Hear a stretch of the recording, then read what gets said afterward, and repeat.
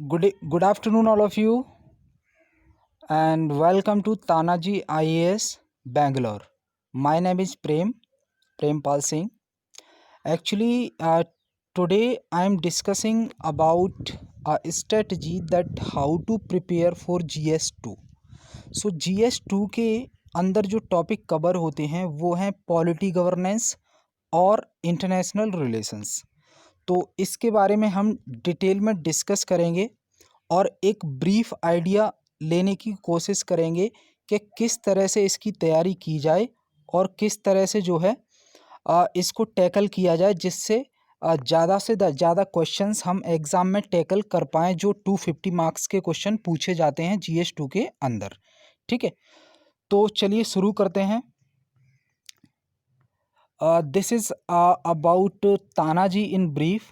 It is a one-stop online solution for UPSC CSE and having highly experienced team of faculty, and we provide learning through technology based and comprehensive coverage of syllabus for prelims and mains integrated, and comprehensive coverage of last 2 years current affairs along with the syllabus in the classroom itself. Okay, and here about me in brief, my name is Prempal Singh and I have done MBA Finance in 2013. I have a 4+ years of experience and I am associated with various institutions which are providing training in the field of civil service examination. My key area of interest for which I am delivering classes, first one is polity governance and international relation, that is GS2 completely, and apart from that Indian economy and other small topics are social issues and social justice. सबसे पहले मैंने जैसे पिछले video में भी बात की थी कि अगर हमें किसी जो है सिलेबस को या किसी स्ट्रेटजी को समझना है कि क्वेश्चंस कैसे आते हैं, तो सबसे पहले हमें ज़रूरी है कि हम उसके सिलेबस को समझें कि सिलेबस में क्या मेंशन है यूपीएससी के द्वारा और कौन कौन सी चीज़ें सिलेबस में मेंशन की गई हैं जिनसे क्वेश्चंस बनेंगे या अभी तक बनते आ रहे हैं। तो देखिए GS2 में जैसे मैंने आपको बताया कि finally GS2 has breaked out in 3 segment. First one is polity, second one is governance and third one is international relations.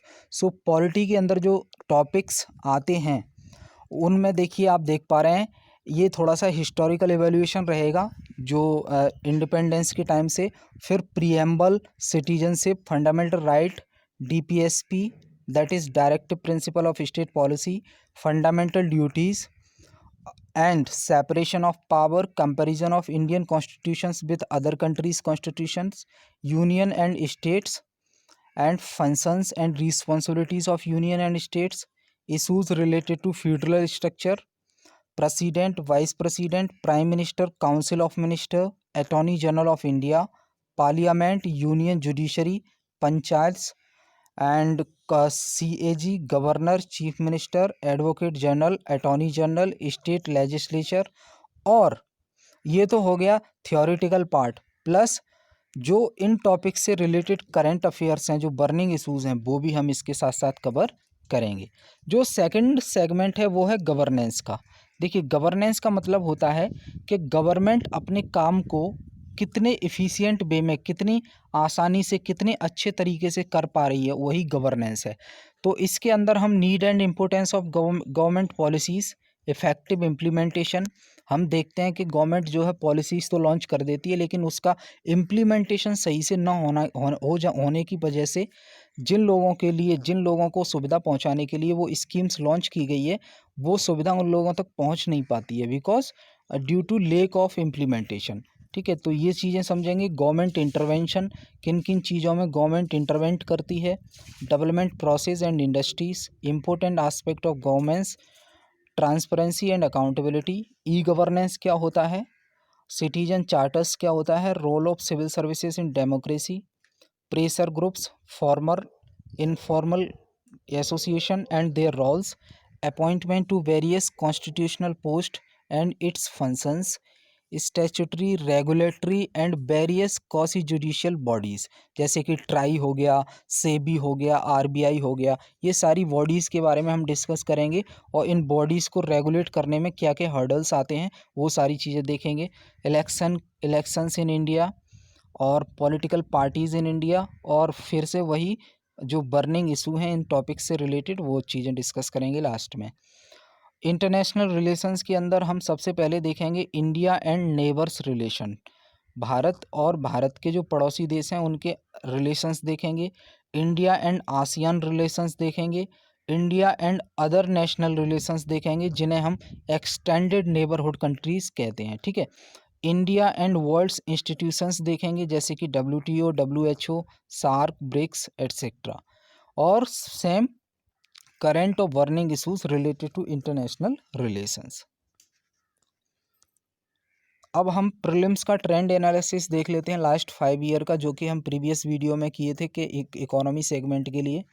इस वीडियो में हम पॉलिटी IR के लिए देखेंगे कि लास्ट 5 ईयर का ट्रेंड क्या रहा है। देखिए 2019 में जो क्वेश्चंस पूछे गए थे वो 14 क्वेश्चंस आपके पॉलिटी सेक्शन से आए थे। इंटरनेशनल रिलेशन से, जो कि पर्सन से संबंधित थे, ट्रिटी से संबंधित थे, वो 2 क्वेश्चंस आए थे। तो टोटल या इस सेगमेंट से जो है 16 क्वेश्चन 2019 में पूछे गए हैं। वहीं 2018 की बात करें, that is 13 questions asked from polity section specially and 3 questions from IR, so total was 16 questions, ठीक है।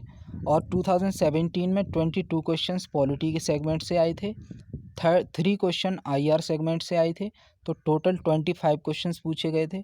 2016 में 6 क्वेश्चन, सबसे कम 2016 में क्वेश्चन पूछे गए थे, that is 6 from polity, 8 out of IR, that is 14 total इस सेगमेंट से पूछे गए थे। 2015 में 12 क्वेश्चन पूछे गए थे और पॉलिटी से, और IR से 7 क्वेश्चंस पूछे गए थे। 19 टोटल क्वेश्चंस आए थे 2015 में। तो ये हमारा ट्रेंड एनालिसिस है। इसके व्याप पर हम देख सकते हैं कि आप 15 से लेके 20 क्वेश्चन 15 से लेके 20 क्वेश्चन की उम्मीद कर सकते हैं कि आपके क्वेश्चन में ऑन एन एवरेज आएंगे, ठीक है। अब बात करते हैं हम ट्रेंड एनालिसिस मेंस की, GS2 की। तो देखिए 250 मार्क्स का GS2 होता है। इसके साथ साथ इसके सिलेबस से ऐसे का जो 250 मार्क्स का पेपर होता है वहाँ पे भी ऐसे पूछा जाता है। तो इस 250 मार्क्स से कहीं ज़्यादा के क्वेश्चंस आपके इस सेगमेंट से मेंस में आएंगे। पॉलिटी एंड कॉन्स्टिट्यूशन की बात करें तो अराउंड 50% आप एज्यूम कर सकते हैं कि यहाँ से प्रश्न पूछे जाते हैं GS2 में, मेंस में। और गवर्नेंस और इंटरनेशनल रिलेशन से भी अराउंड 50% क्वेश्चंस पूछे जाते हैं। ऐसे में जो क्वेश्चंस पूछे जाते हैं वो इसके अलावा हैं, तो कहीं ज़्यादा आप उम्मीद कर सकते हैं कि 250 से ज़्यादा ही मार्क्स के क्वेश्चंस आपके इस सेगमेंट से पूछे जाएंगे UPSC मेंस के अंदर, ठीक है। जो कि 1750 टोटल होता है उस UPSC मेंस का जो टोटल नंबर है, वहाँ पे आप जो है उम्मीद कर सकते हैं।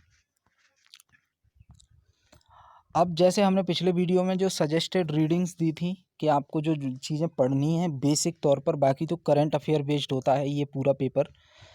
तो इसमें आपको पॉलिटी, स्पेशली पॉलिटी के लिए आपको M लक्ष्मीकांत की जो बुक आती है, हर कोई पढ़ता है, उसको आपको कवर टू कवर पढ़ना है आपको। तो कुछ ही चीज़ें हैं जो आपको छोड़नी है, अदरवाइज़ आप ये एज्यूम करके चलिए कि आपको कवर टू कवर पढ़ना है उस बुक को। गवर्नेंस के लिए लक्ष्मीकांत की भी बुक आती है, लेकिन वो बहुत ही बल्की बुक है। आप कार्तिकेयन की बुक प्रेफर कर सकते हैं जो GS2 में गवर्नेंस पोर्शन है उसके लिए। और इंडिया ईयर बुक जो आती है उसका चैप्टर 2, 3 और 20 और 28 इसको आप प्रेफर कर सकते हैं। यहाँ पे जो है स्कीम्स वगैरह दी रहती हैं गवर्नमेंट ऑफ इंडिया की, जो गवर्नेंस से संबंधित होती हैं, पॉलिटी से संबंधित होती हैं। और करंट अफेयर नो डाउट इसको इग्नोर करना नहीं है आपको। नोटेबल जजमेंट जो हैं सुप्रीम कोर्ट के वो आपको याद रखने हैं, कमिटीज़ जो बनाई गई हैं वो आपको याद रखने हैं, और अपॉइंटमेंट्स जो होते हैं वो आपको याद रखने हैं। और एक साइट होती है PRS इंडिया की, जिस पे जो है बिल जो पास हो जाते हैं उनकी डिटेल यहाँ पे बहुत अच्छे से समराइज्ड वे में दी होती है, तो वो आपको प्रेफर करनी है बिल्स और एक्ट को पढ़ने के लिए। और एनसीईआरटी की जो सोशियो पॉलिटिकल साइंस की 11th-12th की है, उसकी सिलेक्टिव रीडिंग करनी है। जब आप सिलेबस देख लिया है आपने, तो आप समझ जाएंगे कि कौन सा चैप्टर आपको पढ़ना है। वहीं देखिए, इंटरनेशनल रिलेशन की बात करें तो मोस्टली 90% आईआर के अंदर जो क्वेश्चंस पूछे जाते हैं वो करंट अफेयर बेस्ड ही होते हैं। आपको जस्ट थोड़ा सा हिस्टोरिकल बैकग्राउंड जानने के लिए कंट्री के बीच में कि इंडिया का बांग्लादेश से क्या हिस्टोरिकल बैकग्राउंड है, क्या कल्चरल बैकग्राउंड है, कितना जो है इकोनॉमिकली हेल्प किया है, कितना एंगेजमेंट है ट्रेड के अंदर, वो सारी चीज़ें जो बेसिक चीज़ें हैं जिन्हें बैकग्राउंड कहते हैं हम, फाउंडेशन बनाने के लिए आप पवनीत सिंह की एक बुक आती है आईआर की, उसे फॉलो कर सकते हैं। लेकिन करंट अफेयर को तो इग्नोर आपको करना ही नहीं है, वो आप न्यूज़पेपर से भी कर सकते हैं। और जो वेरियस कोचिंग इंस्टीट्यूशंस के जो मैगजीन्स के कंपाइलेशन आते हैं आफ्टर 1 मंथ, वो आप कर सकते हैं मंथली वाइज। तो ये सारी चीज़ें आपकी यहाँ कवर हो जाएंगी। अब देख लेते हैं क्वेश्चंस कैसे आते हैं। तो करीब 3 से 4 क्वेश्चंस मैंने प्रीलिम्स के रखे हैं यहाँ पे, जिससे आपको थोड़ा सा आइडिया हो सके कि क्वेश्चन कैसे आएंगे। अदरवाइज जब हम क्लास में टॉपिक डिस्कस कर लेंगे तो उस टॉपिक से रिलेटेड जितने भी क्वेश्चंस पूछे गए हैं उसमें से वो सारी चीज़ें हम डिस्कस करेंगे ही क्लास के साथ। अभी यहाँ पे सिर्फ आपको जनरल आइडिया देने के लिए हमने ये 4 क्वेश्चंस यहाँ पर रखे हैं, तो उससे आपको थोड़ा सा आइडिया लग जाएगा। देखिए, ये डीपीएसपी जो directive principle of state policy है, पॉलिटी के अंदर हम पढ़ेंगे, वहाँ से प्रश्न है। तो which principle among the following was added to the DPSP by 42nd amendment to the constitution. 42nd amendment of the constitution was very important, तो यहाँ से ये क्वेश्चन पूछा गया है। और वहीं बात करें, जैसे इसके ऑप्शन देख लेते हैं कि which principle among the following was added to the direct principle of state policy by the 42nd amendment to the constitution. 42nd amendment करके कॉन्स्टिट्यूशन में डीपीएसपी में जो है कौन सा प्रिंसिपल जोड़ा गया था? A, equal pay for equal work for both man and women, नहीं जी था। Participation of workers in the management of industries, right to work, education and public assistance, securing living wage and human condition of work to work. देखिए, सीधा सीधा है, ये basic questions है। जब आप ये चैप्टर कंप्लीट कर लेंगे तो आसानी से इसको सॉल्व कर देंगे। इसका आंसर बी है, जैसे कि आप देख पा रहे हैं, participation of workers in the management of industries, ये प्रिंसिपल जोड़ा गया था डीपीएसपी के अंदर by 42nd amendment. Next questions जो है, consider the following statements with reference to the constitution of India the direct principle of state policy constitutes limitations upon, किसके ऊपर लिमिटेशंस है? Legislative functions, executive functions. तो इनमें से किसी के ऊपर नहीं है, तो इसका आंसर डी हो जाएगा। When a bill is refer to a joint sitting of both the houses of parliament is has to be passed by. अब इसमें पूछा गया है कि जॉइंट सिटिंग को जो है बिल कब रेफ़र किया जाता है। जो जॉइंट सिटिंग होती है दोनों हाउसेस की, राज्यसभा और लोकसभा की, तो वहाँ पे बिल कब रेफ़र किया जाता है? तो इसका आंसर है a simple majority of members present and voting. देखिए, एब्सोल्यूट मेजॉरिटी क्या होती है? टोटल नंबर ऑफ पीपल जो होते हैं लोकसभा में, राज्यसभा में, उनको कंसीडर किया जाता है। लेकिन सिंपल मेजॉरिटी में जितने उस दिन प्रेजेंट होंगे उनके हिसाब से ये डिसीजन लिया जाएगा। ये सिंपल मेजॉरिटी है। हम मेजॉरिटी भी 3 प्रकार की होती हैं, सिंपल मेजॉरिटी होती है, एब्सोल्यूट मेजॉरिटी होती है, ठीक है? तो ये सारी चीज़ें भी हम डिस्कस करेंगे। अगला जो है, consider the following statement. First statement है, the executive power of the Union of India is vested in the prime minister. क्या एग्जीक्यूटिव पावर जो होती है गवर्नमेंट ऑफ इंडिया की, वो प्राइम मिनिस्टर के अंदर होती है? सेकंड ऑप्शन है, the prime minister is the ex officio chairman of civil services board. No no no. तो ठीक है, तो इसका आंसर हो जाएगा, ना तो ए सही है ना बी सही है, ना तो पहला सही है ना दूसरा सही है, तो इसका आंसर हो जाएगा डी। अब देख लेते हैं एज यूजुअल मेंस के क्वेश्चंस देख लेते हैं किस तरह से पूछे गए हैं। मेंस का क्वेश्चन है यहाँ पे, what are the key areas of reforms if the WTO world trade organization has to survive in the present contest of trade war. आप देख रहे हैं ट्रेड वॉर चलता है कंट्रीज़ के बीच में, कोई किसी पर बैरियर लगा देता है, कोई किसी के एक्सपोर्ट पर इंपोर्ट पर बैरियर लगा देता है। US और चाइना के बीच में ट्रेड वॉर चल रहा है, आप देख पा रहे हैं। तो उसी कंसर्न में ये क्वेश्चन पूछा गया था, what are the key areas of reform if the WTO has to survive in the present contest of trade war specially keeping in mind the interest of India.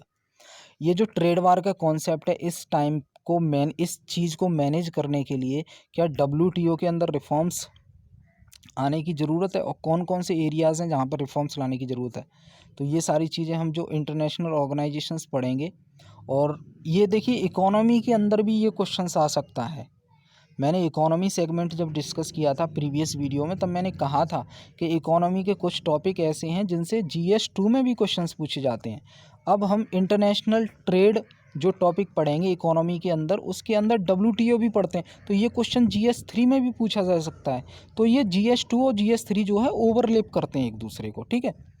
अगला क्वेश्चन है, what do you think the committees are considered to be useful for parliamentary works, discuss in this contest the role of the estimate committee. देखिए parliament जो होती है वो अकेले सारी चीज़ें नहीं कर सकती, हर काम नहीं कर सकती, लाइक जुडिशरी, लेजिस्लेशन और जो इंटरनल वर्क होता है।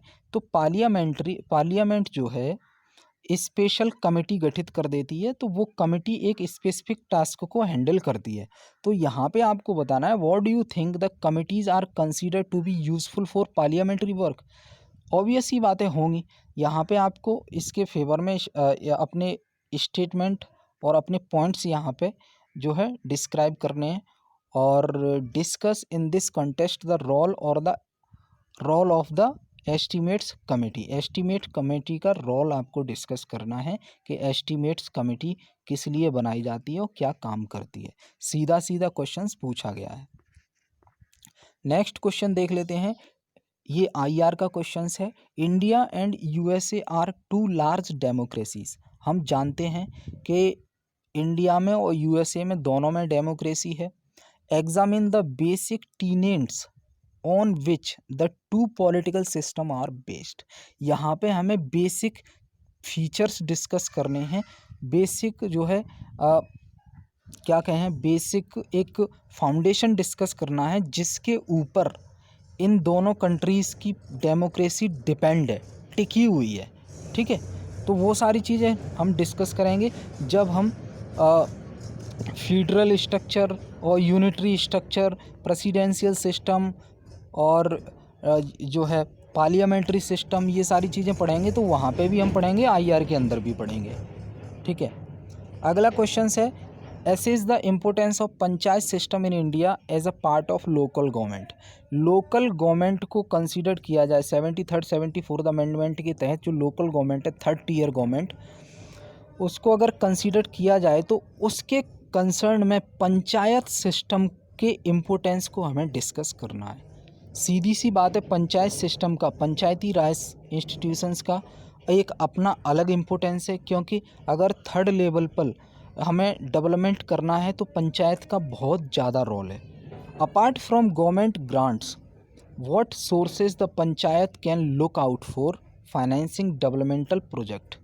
देखिए पंचायत सिस्टम जो होता है, इनके पास ज़्यादा रेवेन्यू जनरेट करने के ज़्यादा रिसोर्सेस नहीं होते हैं, तो गवर्नमेंट इनको ग्रांट देती है डेवलपमेंटल वर्क के लिए। यहाँ पे आपको बताना है कि गवर्नमेंट तो देती है, लेकिन इसके अलावा पंचायत के पास कौन से सोर्सेज हो सकते हैं जिनसे वो फाइनेंस करके अपने प्रोजेक्ट को फाइनेंस कर सकती है, डेवलपमेंट प्रोजेक्ट को। तो वो आपको तरीके बताने हैं। तो देखिए हर साल करंट अफेयर में दिन प्रतिदिन ऐसे आर्टिकल्स आते रहते हैं कि पंचायती राज में रिफॉर्म्स के लिए, पंचायती राज में पंचायत सिस्टम में फ़ंड की कमी आती है, तो वो कहाँ से फ़ंड जो है जनरेट कर सकते हैं। तो ये सारी चीज़ें करंट अफेयर के अंदर कवर होती हैं और वो आपको बुलेट पॉइंट के तहत पॉइंट टू पॉइंट आपको एकदम अपने नोट्स में शामिल करके रखनी है, जिससे प्रश्न आए तो डायरेक्ट उन पॉइंट्स को आपको लिख पाएँ वहाँ पे, ठीक है। तो ये भी हम चीज़ें बात करेंगे कि किस तरह से हमें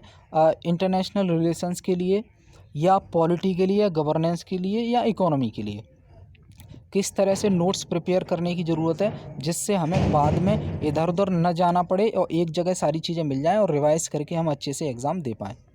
अगला क्वेश्चन है, in the light of recent controversy regarding the use of electronic voting machine, what are the challenges before the election commission of India to ensure the trustworthiness of elections in India. देखिए, EVM की controversy चलती है, news में थी, तो question पूछना स्वाभाविक है। यहाँ पे आपको बताना है कि ईवीएम की कंट्रोवर्सी के चलते चलते इलेक्शन कमीशन ऑफ इंडिया के सामने क्या क्या चैलेंजेस हैं, और वो election commission of India EVM की ट्रस्टवर्दीनेस को, विश्वसनीयता को प्रूफ करने के लिए क्या कर सकता है, वो सारी चीज़ें यहाँ पे आपको डिस्कस करनी है।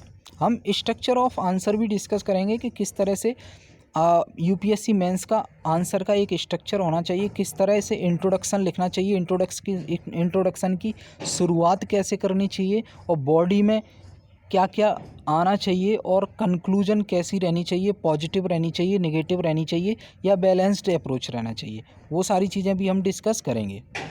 Under what circumstances, next question है, under what circumstances can the financial emergency be proclaimed by the president of India, what consequences follow when such a declaration remains in force.